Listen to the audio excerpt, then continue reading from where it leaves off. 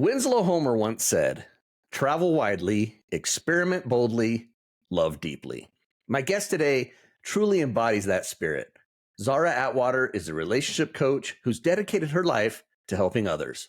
But along the way, she realized she needed to make a change within herself. Join us as we journey across Australia, diving into her wild adventures. From swimming with crocodiles to breaking her leg, it's a story of courage, transformation, and the unexpected turns life can take. Get ready for some serious inspiration. This is Tzara Attwater. Welcome to Journey with Jake. This is a podcast about adventure and how through our adventures we can overcome the challenges of life that come our way.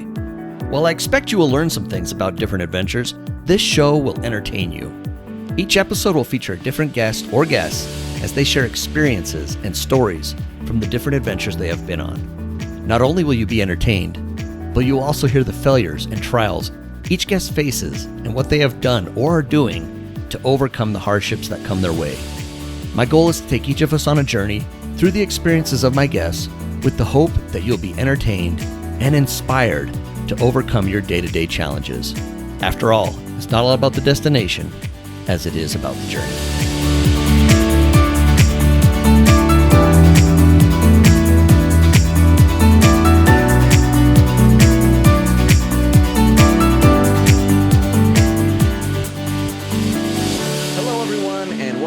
Journey with Jake. I'm your host, Jake Bushman, and I'm excited to bring you another great episode. I was just thinking, we're at episode 160, and when you include the bonus episodes, we're closing in on 170 total. That's pretty amazing, and I just want to say thank you for being a part of this journey. I truly love doing the show. It brings me so much energy and joy. I am just so grateful. Today's episode is no different. I had the chance to talk with Tzara Attwater, who's been living the van life across Australia. We talked about some of her incredible adventures, like swimming with crocodiles and even breaking her leg, and also about her work as a relationship coach. It was a really fun and inspiring conversation, and I think you're going to enjoy it. Before we get started, just a quick reminder to follow me on Instagram at Journey with Jake Podcast. That's where you'll find clips from episodes past, present, and upcoming, as well as behind the scenes look at my life. You can also watch episodes on YouTube. Just search for Journey with Jake Podcast. And while you're there, be sure to subscribe and hit that like button to stay up to date. And of course, Journey with Jake is part of the Podmatch Podcast Network. If you're looking for more great shows from some amazing independent podcasters, check out podmatch.com/network. Tzara's story is a reminder that growth often comes through challenge. And she's someone who's not only doing the work herself, but also helping others do the same. If you enjoy this episode, I'd also recommend checking out episode 99 with Colleen Aves, where we explore a similar theme of personal transformation.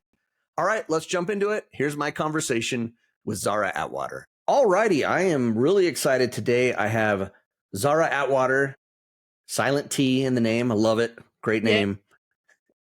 And I said it right, hopefully. So I butcher people's names. You can ask my buddy Rick Bamford, who's from Down Under. He always gives me a hard time that I'm butchering people's names. So no, you said Tzara. It perfect. So all I ask is don't call me Tarzan, because I've been called Tarzan before, which is really weird. Because, I don't have hair on my chest and I don't have a monkey, so that's really weird.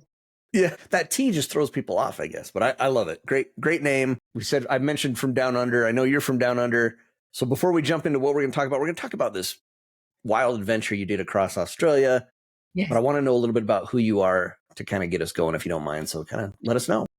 Yeah, 100%. So I'm a confidence coach. So I have a website called myconfidencecoach.com.au, all one word, My Confidence Coach. And what I've done is put together a couple of ebooks on how to meet someone in real life. I'm a relationship development coach, getting confidence, speaking up in your relationship so you can define healthier boundaries, but also I'm all about spicing things up. And if you're in a relationship who can kind of get a little bit monotonous, and so I've created this book of 52 different creative ideas to go off on and have dates with your significant other. So that's one for every week of the year, and not to lose out on the singles, not to miss out, on the single people, that if you're looking for love and you're just over the dating apps, I totally get it. I've got another book for you guys where you can go and meet someone in real life, 52 different ways to do that. So I'm going to drop the links for you to share with the listeners. Perfect. the beautiful thing and the great little segue with this is that all the photographs in these books were taken from my trip around Australia, which is what I really want to talk to you guys about. Absolutely. And I'm excited to hear all about that. How did this come about? I mean, why did you do this? Kind of give me the background of Okay. how this all came about. I probably won't be the first to say this, but it was through COVID. So when COVID hit, I was sitting in my one-bedroom unit online, running this business, the coaching business, and just thought, God, I could be doing this anywhere, and I feel like we're going to get really stuck. So there was a few people renovating vans and renovating vans and converting them so that we could drive because no one was allowed to fly anywhere. And so that's what I did, armed with YouTube videos, a jigsaw. That's all I had, one jigsaw. I got a secondhand van and stripped it all out, did all the rust proofing and did the insulation, put the electrics in. I think the most scariest thing was drilling a hole in the roof to put a fan in. I think I deliberated over that for about a week. And then I thought, what am I doing? I'm a confidence coach. Let's just get on with this. Let's do it. Yeah, drilled the hole in the roof and got the fan in. And I eventually got to the point where I was going to build all the cabinetry. I had an idea about what I wanted and how I wanted it to look. I don't know if you're familiar with the Toyota Hiace. It's a commuter van. It's like a 14-person mover. Okay. But it had 14 seats in it, windows all the way around. Little bit of a high roof, but I can't stand up in it. I can't stand up inside the van. So I had this idea to slide open one of the side windows and have my sink on the inside, but so that I could stand up outside and do the dishes standing up from the outside. So I had all these kind of little design ideas to help me, because I'm 5'11" in height. I'm quite a tall person. So to be able to help me navigate how I was going to cope and live in this van. And so all the design ideas got to a point where I realized I wasn't going to be able to build these with my jigsaw because I could barely drill and cut in a straight line, let alone have any building capacity. And so, as luck would have it, not luckily for them, company within a 5K radius of where I lived had lost so much work. They were exhibition designers, so they would go in and they would create these elaborate kind of exhibition centers, like of a massive, say, an aeroplane or a teddy bear or something. They do these kind of bespoke designs in exhibition centers. And I kind of said, would you be interested in designing my van or fitting the van out? And they were super excited because they'd lost so much work with COVID. Mm-hmm. All the exhibitions had closed down and they really didn't have anything. And they did the most amazing job. It was just hats off to them. They worked directly with me, incorporated all my quirky little design ideas and created the most amazing van. And so it got to the point where I've started, so I must finish. And the day came where I had to pack up the house and then move into the van. That was very nerve-wracking. It was quite a strange week, packing everything away and deciding what I was going to keep and what I wasn't going to keep. Yeah. I moved into the van on the 16th of August 2022, and I left Sydney and I started my entire lap all the way around Australia. So I've now circumnavigated, I've closed the gap, and I'm currently in and around the Brisbane area in Australia. So that's basically my nutshell of where I am. Okay. A lot happened in that time. For sure. I want to kind of go even before that a little bit because, COVID happened and, a lot of us feel stuck. I've talked to a few Vanlife folks and COVID was kind of what spurred some of them, obviously, to do it because they're like, hey, let's get out. Why do we have to, be stuck? Let's get out and let's go see the world, traveling in our van or mobile home or whatever the case may be. So that makes total sense. You're a confidence coach, but you did this and you're a relationship confidence coach, but you did this solo? You're not in a relationship? Like, what was kind of the story there, if you don't mind? Yeah, no, that's fair enough. Yeah, I was in a relationship with someone for over 10 years, just over 10 years. And it all ended up very, very badly. I walked in on him in bed with a friend. So it was all very abrupt. And I think as a result of that, it took a couple of years good 2.5 years of healing and working on myself and doing some self-development work. And I got a coach to help me through that. And I also, I went into therapies, and I recognized the therapies that did work and what didn't work. And as a kind of springboard off of that, realized that this is a space that I want to help someone that was like me going through that, and to give them testimony to say, you can get over this. This isn't something that you have to blame yourself for, or you can break the pattern. If this seems to be like a pattern that's happening to you over and over again, being able to have confidence to speak up in a relationship, create the boundaries. And so what do they call it? Your mess becomes your message. And so as a result of what happened to me, 5 years on, I started becoming a coach and helping women going through the same situation.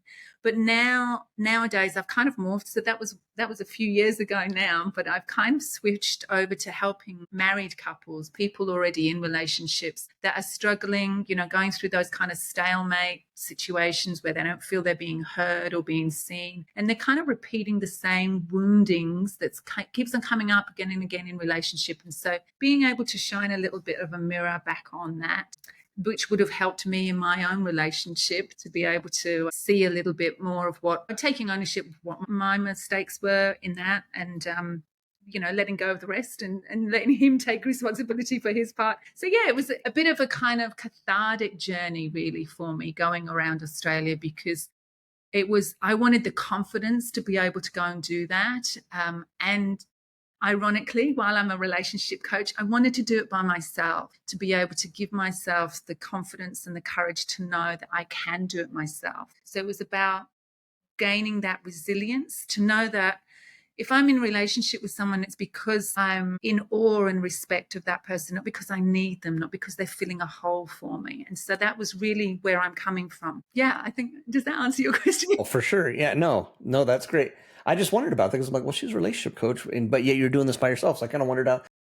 And that's, wow. Okay. So you went through that on your own and having to deal with that. And I almost feel like while you don't want to go through it and it's not something you want to be part of, I feel like it taught you a lot. I mean, I feel like you've gained a lot from that.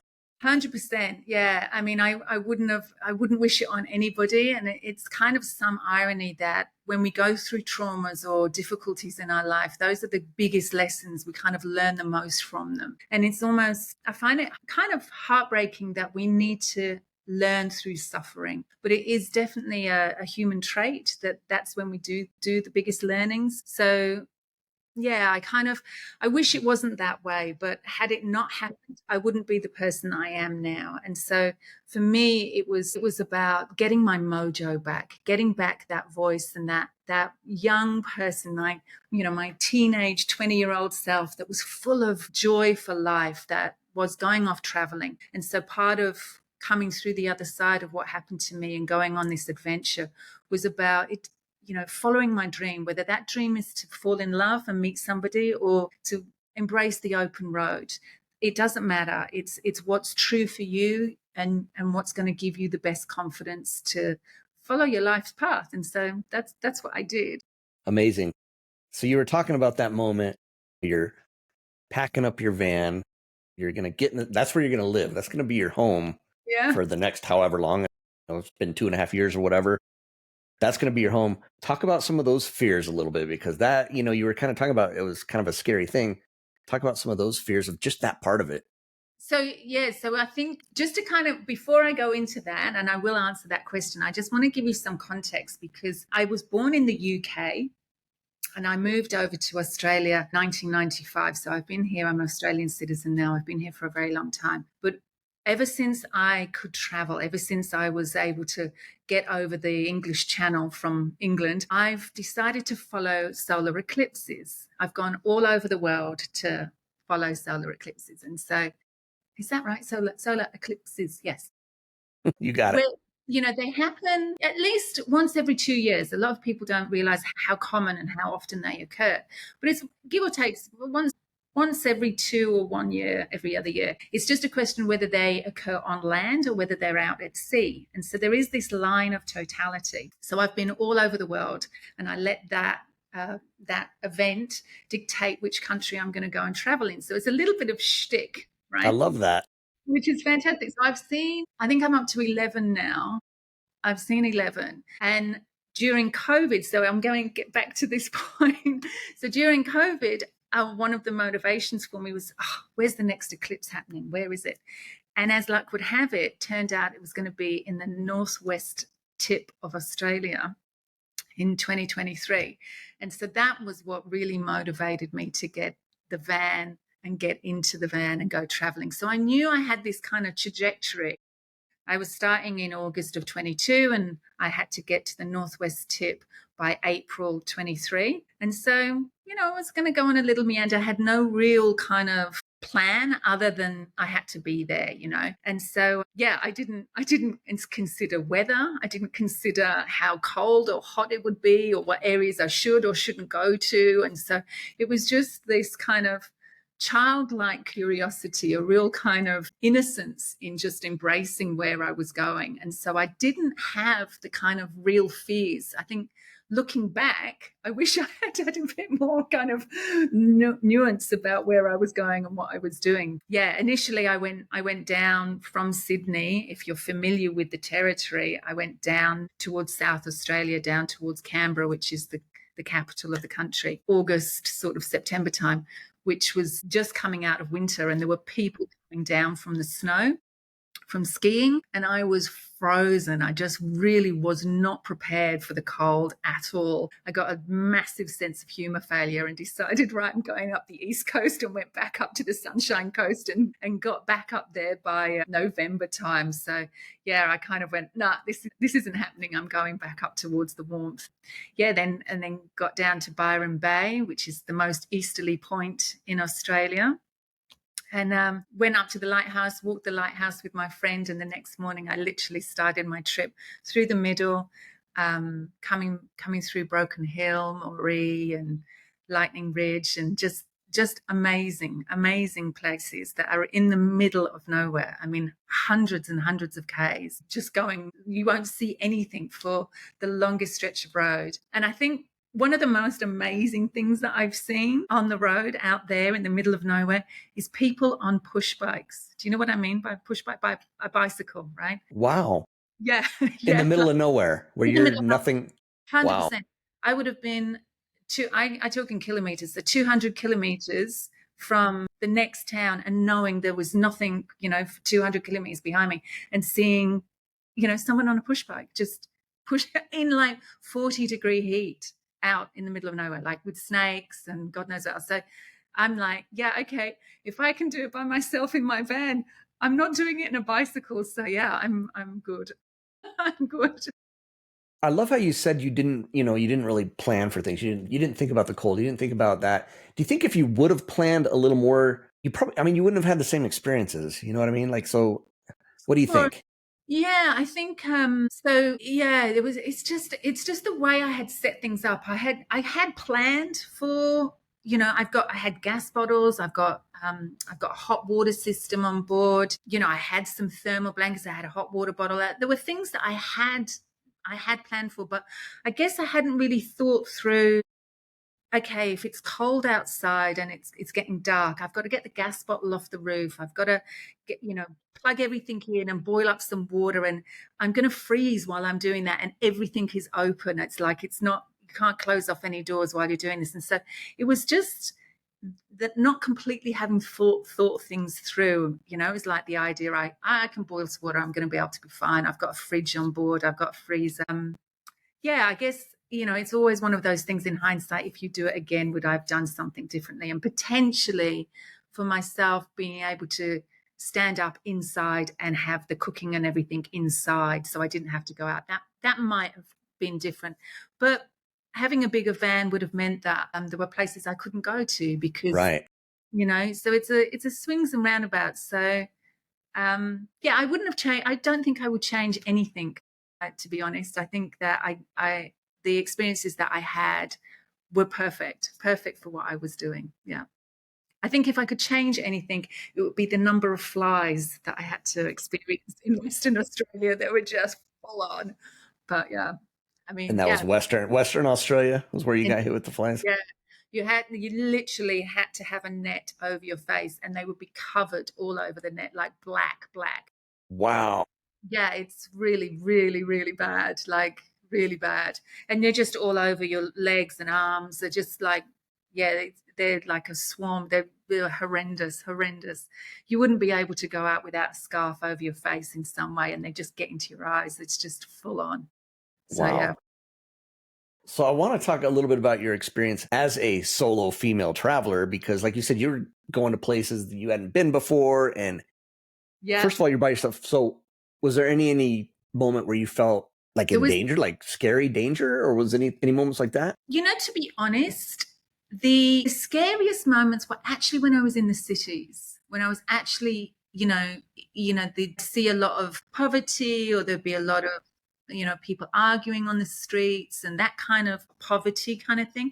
Whereas if I'm in the middle of nowhere and I know I haven't seen any van or any human being for a long time, I'm basically dealing with animals. That's about as dangerous as it gets, And so I was felt a lot safer in the middle of nowhere, if that makes sense, just with the stars above and in my own kind of little world. But there was one morning I had gone out into these pinnacles. It was in Monkey Mia in Western Australia. And I'd gone up onto this headland. It was just exquisite. A local had told me, you'd be able to get up there in 2-wheel drive and go through the sand dunes. So I'm driving up, and it was like a half-hour drive, and where am I going? What's going to happen? Am I going to be able to turn around? I hope I don't get stuck, all of that kind of stuff, but just kept going. And when I got to the top, the most incredible 360-degree view of the ocean. It was just magical. It's just red dirt, because there's so much rust iron in the ground. Really beautiful red, incredible cliffs overlooking the ocean. And so I set myself up, made dinner, went to bed, and in the morning I got up and I started making coffee. And this emu, a wild emu, has just stuck its head around the bed, like literally so close to me, smelling the coffee and doing all of this. And then his mate turned up. And so there's the two of them trying to check out my breakfast and what I was making. And I thought, this is pretty cool, take a photo. And then suddenly dawned on me they could get really dangerous, because they can be quite dangerous, right? So I kind of backed away slowly and was just letting them do their thing. But so things like that, you've got to be respectful of the animals. So I think that would have been the most sort of, there was one other spot where, I'm embarrassed to say this, I was in the Northern Territories, and I found this amazing river. It was a beautiful freshwater creek, what they call creeks, but it was a free-flowing river. Beautiful escarpment, just with trees coming down. I had a place to hang my hammock up, and the river was just there. I'm like, I'm going to be set for life here. I can go and swim and wash, and I had enough food to last me for a good week. And my solar panels on the roof allow me to go off grid for a long enough time. So I was in a hammock, and then I'd be swimming and, just enjoying life for about 2 or 3 days. And then one night some other car has arrived, and there's a whole commotion going on outside the van. So I've looked out. Turns out they had been following this 2-meter crocodile down the river, and you could see the red eyes at night when you shine the torch. You can see it's a crocodile. Apparently, crocodile-infested waters I'd been swimming in for the last previous 2 days. So that stopped when I realized there was crocs in the water. You mentioned animals. I was like, I wanted to ask, because I know, you hear, the Australian outback's got all kinds of wild animals. You're not top of the food chain, let's say, when you go out there, Wow, the realization that I've been swimming in this water, and you were by yourself too for a few 100%. days. So I was more worried about snakes and standing on snakes and being mindful of that. I know it's the Northern Territories and they talk about crocs, but I was like, that's saltwater crocs and it will be fine. So that's the kind of lack of awareness, I think, that was prevalent, which kind of kept me safe, but kind of once I was aware and respectful, and was just like, okay, I'm not getting back in that water, So it was more like I'll fill the saucepan up with water and wash with that and then throw that away rather than, dunking in the water. When I talk to other people who do solo traveling, there's a concept that I always kind of like to ask about, because you're alone versus being lonely. Like, what's that like? I mean, do you have moments where you're lonely? Or kind of what's that feeling like? Because who are you talking to? Who that whole Yeah. So with with the work that I do, I'm online quite a lot. So I'm engaging with people on Zoom. So I didn't feel that kind of sense of loneliness, but there was definitely days where I didn't see a physical person in reality for long, long periods of time. But it was more the kind of the pinnacle moments, the most amazing moments, like with the emus, or some of the most incredible sunsets and sunrises that I'd seen, that I just wanted to go to turn to someone and say, "Oh, wow, look at this, isn't it amazing?" And wow, this is incredible. And I didn't have that. That was the time you kind of go, But recording it, I had a drone and I was taking photos, and being able to share that with, on my social media and stuff, was a way of being able to do that. But it's definitely a different experience to what it would have been having somebody there, for sure. Yeah, I don't know. I kind of like my own space as well. Mm-hmm. I think you need to be able to be enjoying your own space in that sense, to be able to do that. Go off and yeah, I know. I enjoyed it. I enjoyed it. Good. So you kind of, you talked about like the moment with the emus, the moment going up on top of that, have that ocean view with the red sand and everything Yeah. like that. Do you have any other experiences of any other moments where you were just like, wow?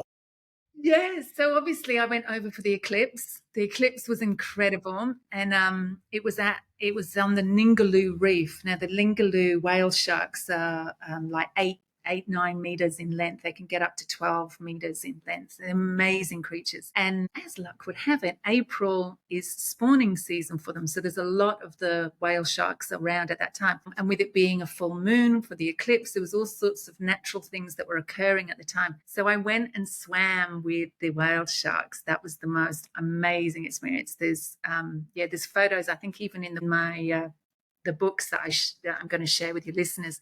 There's photos in there of these incredible creatures. They're these gentle giants that live off plankton. They just don't eat anything but, small creatures. So that was amazing. The eclipse was incredible for so many different reasons. Every eclipse I've seen has been different in different ways. And this one being out on the pinnacle, there was people from NASA flying in. It was quite a big deal. But it only actually lasted for a minute and a half. It wasn't that long, the eclipse itself. So the city of Exmouth had put on all sorts of live bands, and there was a big deal. So it was a great event in itself. And then afterwards, going and really understanding the Indigenous peoples of Australia, really getting to know and immersing myself in the culture there, rather than sort of what we see on the TV, or being distant from that. So I guess another highlight for me was going to the Karajini National Park, and there was an Indigenous festival occurring over the 4 days that I was there, which was amazing, to elders, and going off on bush tracks and being shown around. That was amazing. So unfortunately, one of the disasters, we learn from the memories that we have from disasters that happen to us. But I was taking a trek by myself in the Karajini Park, which is I would encourage your listeners to Google it. It's just one of the most beautiful places on the planet. It's gorgeous. Going off for a trek by myself, and I slipped and I fell 2.5 meters into a gorge, into water, and Wow. I broke my tibia and my fibia. I snapped my leg clean off. Snapped it. So I'm lying there in snake-infested waters. There was snakes around, death adder, and death adders, screaming to get somebody to come and find me. And eventually I got found. But because we're in this gorge, there was no reception. They had to climb up. It took them about half an hour to climb up to the top of the gorge to get reception. Then the rangers came, then the ambulance came, and I had to be carried out of there on a stretcher. So it was a 7-hour rescue. Wow. There were death adders going underneath the stretcher as I was being taken out. Yeah, it was very, very scary. I made the newspaper for all the wrong reasons that day. But I had to get flown from the Karajini down to Perth by flying doctor, and had to leave my van in the car park with the rangers up there. So bye home. I didn't have my handbag on me. I had my phone on me, and I had some water, but I didn't have my purse. I didn't have anything. Oh. And it was just all left. And then I got flown down to Perth, which was about, if you just drove nonstop, it would be 2 days. to get from Perth to where I left my van. So yeah, that was crazy. That's what's wild too about Australia. I don't think people realize Australia is a big country. It's massive, massive, massive, I massive. mean, So I just think in the whole trip around, I've done, I think it's something like 30,000 Ks. No, it's got to be, yeah, is it 300,000? No, probably 300,000. 300,000, yeah. I get lost on the zeros. It's 3000 something. Yeah. Yeah. It's Wow. massive. Wow. Yeah, I was gonna see when the whole time you're telling that story, I'm thinking, okay, what about your van? What about and then you answered it. You said what? Yeah, because I was concerned about like, hey, you're home. What would do? Yeah, exactly. So I'm down in Perth with a broken leg. I wouldn't be able to live in the van anyway. Mm-hmm. I couldn't walk for 3 months. Yeah, so for 3 months. So a friend of mine that I had when I was in England, we were at the same school together when we were 6 years old, like in preschool. And I had not seen her again since I was, I think, probably 10 or 11 in the UK. We lost touch. We had no internet back then. There was no kind of mobile phones or anything. But about 5 years ago, she contacted me on Facebook. We made a connection again, but I haven't spoken to her for way over 40 years. Wow. Turns out she lives in Perth. So I contacted her before I went up to the Carragini on my way there. And it was like, no time had passed. We were like limpets. We're just like chat. Like it was fantastic to see her again after all that time. And then when I broke my leg, she was an absolute sweetheart, an absolute legend. Her husband was working in the mines near where my van was. He'd never met me before. He got in my van and drove it all the way back to Perth for 2 days for me to get the van back. And then I was able to convalesce at her house and, start to learn to walk again. I got my van back. And then, when I could all walk again, I went back to the Carragini and bought the rangers that saved me a case of beer to thank them and pieced together all the dots of what had happened that day. So, yeah, it was a great closure to, it's just a testimony to the kindness and resilience of people that really supported me along my journey. And, I wouldn't have been able to have the experiences that I had were it not for some of the kindnesses and support from people. So I feel very blessed. Oh, that's amazing. I love that. Now I wanted to ask you about that because, I mean, what does it mean to you to have people like that who come into our lives that mean so much? It's amazing. So amazing. The synchronicity and it just continually blows me away of, what would have happened had I not known anybody? What would have happened? And that, I kind of coach people when I'm talking to people to sort of not buy into the what if on a disaster, because it could be what if something fantastic happened, not what if it all went pear-shaped, but to try and just catch ourselves doing that narrative of what if, how much is it actually serving us, and to kind of count the blessings for what we have right now. Absolutely. So I did want to kind of ask about your coaching a little bit, because while you're out there driving around in your van, you're still running your business. You're still providing your coaching. Did you notice anything about that? Like as you're traveling around, did it help your coaching at all? Did it do anything for you? Any kind of relationship there at all? Yeah, so kind of, whilst I'm a relationship development coach, it's really about the relationship that you have with yourself first and foremost. And so my journey was really supporting that narrative in order, like I was saying to you before, in order to follow your dreams, whether that's to find a partner or just going on the open road. And for me, that's what that was. And so yeah, it basically supported the narrative, and I was able to kind of run workshops. If it got a bit too dicey with the weather, I would go into a library and book a room in a library and be able to run workshops there. But generally, the coaching conversations I had was fine from the road. There were some places where the internet would be a bit dicey, but most of my clients were really super accommodating and, would be like, yeah, okay, we totally get it. If we don't hear from you, we totally get why that's happened, and we'll speak to you again down the track. And so I've had some of the most incredible conversations with people in the most amazing backdrops. So they were appreciative of that more than anything. I love that. That's great.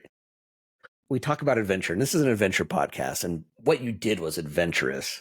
Yes. And you're out there coaching, but you're out traveling, you're out seeing things, you're swimming with crocodiles, not on purpose, but you're doing just all kinds of amazing things. And how is it that adventure comes into play.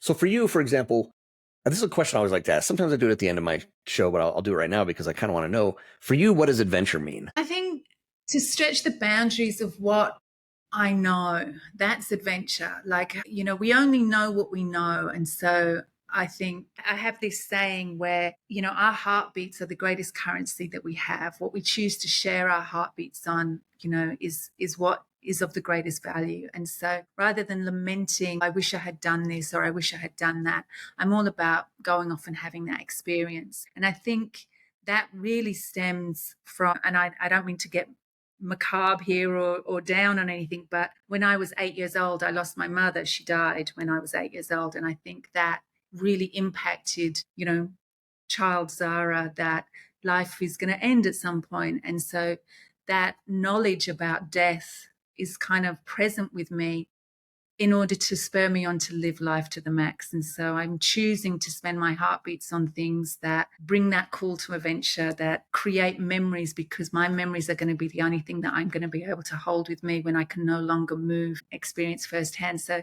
that to me is what adventure is, to have some kind of childlike curiosity and be open and just, choose wisely what I'm spending my heartbeats on. I love it. And I think that's why I think it relates to what you're sharing, because what is it, 52 weeks in a year, right? And so 52 dates for like couples, and then 52 ways to get to know somebody in real life. Can you talk, just kind of dive into those a little bit and kind of what that's all about? Because I feel like that's got adventure written on it, because when you do different things and you have different ideas, to me is adventurous. I've been married for 26 years. I could do some, I could always use some spice, right? So if you don't mind, kind of give a little bit of that for us. It was really just coming up. I'm talking with people, and I think that because I would be in a different place, there were people like, wow, you're having all these different experiences and whatever. And I was like, I guess I am. I'm just getting in the car and I'm driving the next 3 hours down the road. But the landscape and the scenery is constantly changing. And so it made me think that, when in my relationship, my last relationship, one of the things we used to do was to have this date idea where I would, if it was you and me, Jake, and I'd say, right, I'm going to take you on a date on this day. You've got to block everything out. You're going to organize whatever you need to organize with the kids. You're not allowed to book anything else, but I'm not going to tell you what it is. You just have to book out that time. So it would be a surprise, right? The only thing that you'd be allowed to know is what to wear. Because maybe it was a formal thing, or maybe it was, going to a farm or something. And so you might need to know what clothes to wear. That was the only thing we'd ask. So this is what we do, and we take it in turns. And so when it was a date, that was the day that would be locked out, and that was it. And it turned into some really healthy competition because we try and up each other on the date each time. And that's what really spurred me on to kind of think about what can I help my clients with through conversations and understanding that. And it really it stemmed from my own experience about that, and how that really spiced things up and really created the time and space for us that we really needed when life gets in the way. And, you tend to put your own needs last, and it really wasn't helping the relationship, obviously. But it was a good thing to be able to go and have these kind of dates and time for each other. So that was what's created the 52 creative date ideas. And then with my with the single people wanting to find love, the same talk about hating the dating apps, and I use that term loosely, but just feeling like they're always preying on the lonely, that, there's too much choice, there's nobody's really there for the right reasons, there's players on there, and it was just like, hate meeting people online. There's no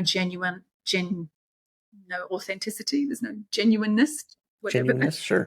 So there's no real authenticity. I guess I'm a little bit old school in that way. We used to go and meet people in real life, and, in the days when you'd have to phone the home and you'd never know whether the parents are going to answer. Exactly. That was scary. Kind of the wall, what do they call it? The wall, I want to say, the firewall. The firewall would be the parents. Exactly. Yeah. So we don't have that anymore. There is, online, these apps, it's just like an open door. There's no filtering. There's nobody kind of adjudicating who are you seeing, who you're not seeing. And so these in real life ideas are about meeting someone, organizing, or potentially bumping into somebody, or orchestrating a situation where you can engage in a conversation with someone that you haven't met before, that is safe, that is a bit fun. It's mixing things up a bit so that you can get off the apps and start going back, what I would call old school, into actually just going and physically meeting someone and having a conversation with no expectation other than the genuine connection to have a conversation with somebody. No expectation. I love it. You're right. And it's the way it is now. And I hear that from this young, the younger generation, like, oh, it's different than when you were, because for me it was, I had to call on the phone and I was scared that their mom or dad was going to answer. Yeah. And then what do I say? That gives me and then scared just thinking about it. Remember the phones that would be on those massive long extension cords, and you'd have to phone off into another room just to have a private close the door with the cord out the door. Yeah. Oh yeah. Yeah, it's all very different, right? I mean, we've lived through that generation where, we've gone from those kind of dial-up phones, like we hold like this. Someone was saying that they're still doing this for a connection, and I'm holding my hand with my thumb and my little finger around my mouth. But the other people, they're going, it's something else. Like, it's a different sign now to hold the phone. It's not like that anymore. And so we're showing our age when we go through. Oh, yeah, for sure. So while I got you here, because this is fascinating to me, and I love the fact that you're a coach, I want to know from your perspective as a coach, what's it like for your male clients? Because I'm a male. What's that kind of like for them? Being a man, I mean, it's challenging. I mean, there's some challenging things. Obviously, I feel like I'm blessed and I'm in a great relationship. I've been married to my wife for 26 years. It's been awesome.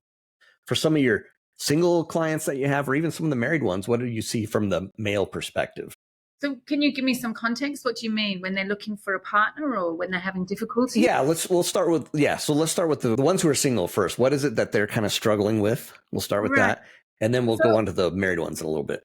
So it's a gross generalization, right? Because I can't answer for all men, but the men that I tend to help, one of the things that I work with people on is an anxious attachment style. So I'm not sure if your listeners are familiar with it, but in very general and basic terms, there are 3 different attachment styles, which are anxious, avoidant, and secure. There's a 4th, but we're just for the sake of this explanation. And so the secure people make up 50% of the general population. And so 25% general terms are avoidant and 25% are anxious.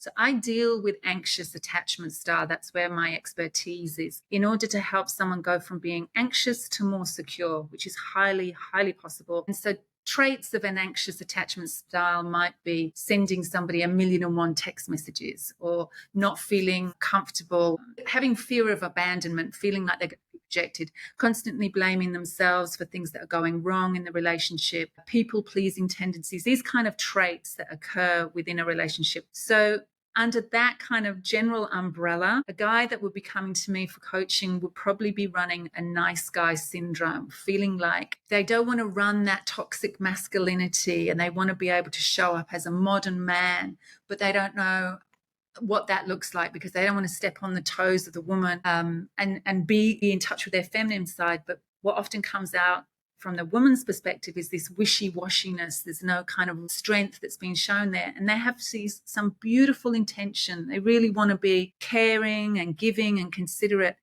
How it manifests is this unresourceful behavior patterns that has them showing up in this difficulty time and time and time again. And so they're repeating those patterns. So that's who I tend to coach, simply because I work within that anxious attached space. So that's all part of that imposter syndrome, this feeling like they're not good enough and how to make it better. But it manifests itself in a really, really unresourceful behavior pattern, which they've convinced themselves is to try and be nice and to try and be good, but it's not really resolving. We're working for them. So that's who I help from the single perspective. I love it. Wow. Okay. See, this is great. I learned all kinds of great stuff. What about your couples, like the men and the couples that you're dealing with?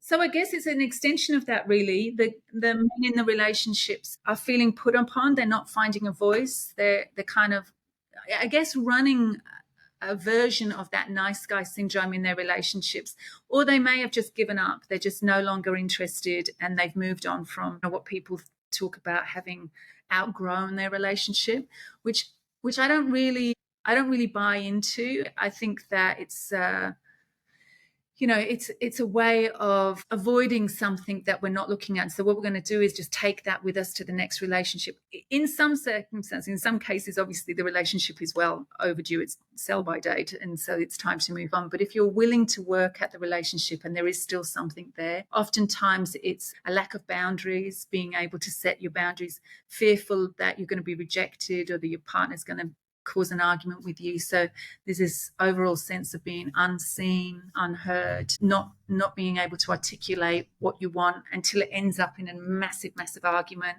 because it's just crescendoed up. And so, similar traits in the marriages, they kind of tend to mirror each other's traits. So whether you're a man or a woman, those tend to show up as a kind of consistent pattern. Stalemating, one person wants one thing, the other part's another, and they just can't work that out. Get past it. Yeah. Yeah. Wow. This is good. You're very good at what you do. I love it. Yeah. So as we're kind of wrapping up here, challenges for you are now, first of all, are you still out cruising around? Are you still out in the van? Are you still living in the van? I'm in the process of, I've just put my property, I had a property in Sydney and I put it on the market and it got sold. So we're in that kind of settlement period now. So I've got until, I think it's the end of April where I'll settle. And then once I settle, I'm hoping to buy a place in Brisbane and settle down in Brisbane permanently. So yeah, it's all very exciting. We've got the Olympic Games coming up in a few years. So it should be a very exciting city to be here. Absolutely. What are some of the challenges that you face now as you did your 2.5 years across Australia? You've got your business going on, but what are some of the things, some of the difficulties? Yeah, I think, like I said to you in the beginning, what I didn't really consider was the difficulty of setting up a business in and of itself, separate to just sort of being on the road and driving around. And so, one of my challenges might be just finding somewhere safe to park for the night, being able to set up food. And, it's like a massive game of Tetris. You're putting things in and you're putting things out, and you can't kind of just go into the kitchen and cook something and leave it. You've got to pack it in, pack it up. And so what I refer to is like Maslow's hierarchy of needs. You're getting your basic needs being met. And that might be driving for 3 hours, finding somewhere safe to park, setting up food, and then, it gets dark. I've no longer got solar panels, so the electricity, I don't want to be burning up through the night. And so be the next morning to kind of start doing some work. It might be 40, 50 degrees inside the van whilst it's hot. And, I've got to be outside in the sun because the solar panels are needing the electricity. And so these kind of things that I hadn't really factored into impacted the business in itself. Like I was able to keep it going and trickle along. But I think one of the challenges has been being on the road and trying to grow the business. If it had been a lot more established, I'd probably experience the same thing if it had been more established as well. So it was, internet dropping out. Whilst I had great clients that would accommodate that, it was difficult to grow that. So I would say that has been the hardest thing. So now I'm back and having done the full complete, I'm hell-bent and raring to go and just getting the business really up and going because I've got an amazing message to share. And I know that the transformation that I create for the clients is just incredible. I've got testimony after testimony to do that. And I feel like I'm someone's best kept secret at the moment, and I want to change that. I love it. So before we wrap up here, and I know you said it at the very beginning, but let's say it again. Tell them where we can find you, where people can get in touch with you. So My Confidence Coach, myconfidencecoach.com.au. So it's all one word, My Confidence Coach. And you will find that if you download some of the ebooks, you'll be able to find out how to contact me there. And if you're interested in the anxious attachment style or, to find out what you are, I've got a free quiz on my website. So just go to my website, myconfidencecoach.com.au, and you'll see a free quiz that you can fill out to just find out. It's super fun. It's all about having fun, right? So it's a really fun little quiz that you can do to just find out what your attachment style is. And then if that's a surprise to you or it's something you want to take deeper, then more than happy to have a chat with you and work out how we can get you to be a bit more secure if you're not secure. I love it. Appreciate that. This has been super fun for me. Again, I love doing this because I get to meet so many great people you and just hear so many awesome stories and adventures and lessons that you've learned, things that you've learned. It's been exciting. You said you might be some of the folks' best kept secret out there. So for my last question is, what's that secret? What's the one secret you want to get out there for people to know? That, like I said, you can follow your heart's desire, whether that's finding a partner or going out on the open road. It's all about trusting yourself and developing a better relationship with yourself. And I can 100% help you and give testimony to how you do that. So don't sit in the shadows. No silent lurking. Start investing in yourself because you only have so many heartbeats left. Tzara, thank you so much for coming on Journey with Jake. It's been a pleasure. Thank you for sharing heartbeats with me. A big thank you to Tzara Attwater for joining me on Journey with Jake this week. As she mentioned, she has a couple of ebooks she's excited to share with you. Just head over to her website at myconfidencecoach.com.au to get access to both A Year of Love, weekly date ideas to help you nurture love, and Beyond the Apps, 52 places to meet someone in real life. Thank you again, Tzara, for sharing your journey and adventures with us. It was a real pleasure having you on the show. And of course, thank you, the listener, for tuning in each week to another adventure on Journey with Jake. Sharing these stories means the world to me. If you enjoy the show, I'd be so grateful if you'd leave a rating and review on Apple Podcasts or Spotify, or even better, share the show with your family and friends. I've got another great episode coming your way next week. I had the chance to chat with another Aussie, Buster Upton, about his travels and some truly incredible experiences he's had. You won't want to miss it. Just remember, it's not always about the destination as it is about the journey. Take care, everybody.